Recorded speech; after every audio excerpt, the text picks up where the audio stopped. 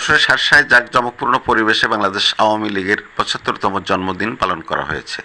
এ উপলক্ষে বন্দরনগরী বেনাপোলে বর্ণাঢ্য র্যালি শেষে আলোচনা সভা অনুষ্ঠিত হয়। বিস্তারিত দেখুন মোহাম্মদ শহীদুল ইসলাম শাহিনের পাঠানো ভিডিও চিত্রে।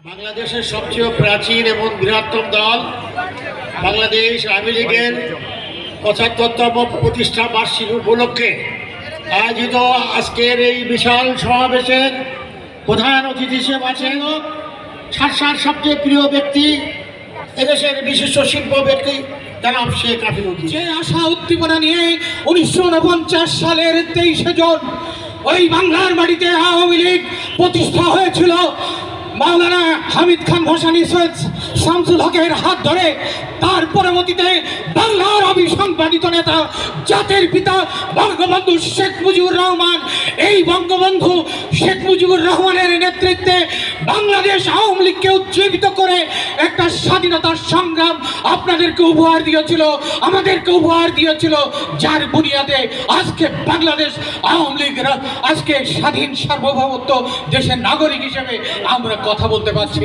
মাননীয় সংসদ সদস্য আলহাজ শেখ কাফিলউদ্দিন সহ উপজেলা পরিষদের নবনির্বাচিত চেয়ারম্যান এবং ভাইস চেয়ারম্যান ও পৌরসভার মেয়র সহ বিভিন্ন ইউনিয়নের চেয়ারম্যান সহ বিভিন্ন পর্যায়ের নেতৃবৃন্দ এবং আমার সামনে উপস্থিত আওয়ামী লীগ, যুবলীগ, স্বেচ্ছাসেবক লীগ, ছাত্রলীগ সহ আমার মা ও বোনেরা, আপনারা জানেন ১৯৪৯ সালের আজকের এই দিনে বঙ্গবন্ধু শেখ মুজিবুর রহমান নিজ হাতে বাংলাদেশ আওয়ামী লীগের জন্ম দিয়েছিল। আজকের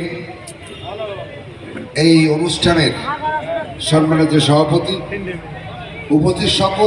উপস্থিতি সকলকে আমি সালাম ও শুভেচ্ছা জানাচ্ছি। আসসালামু আলাইকুম।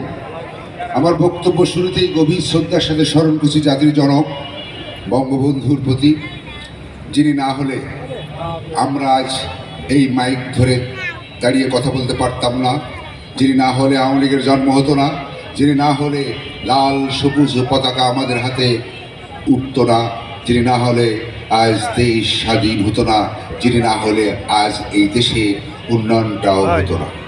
সেই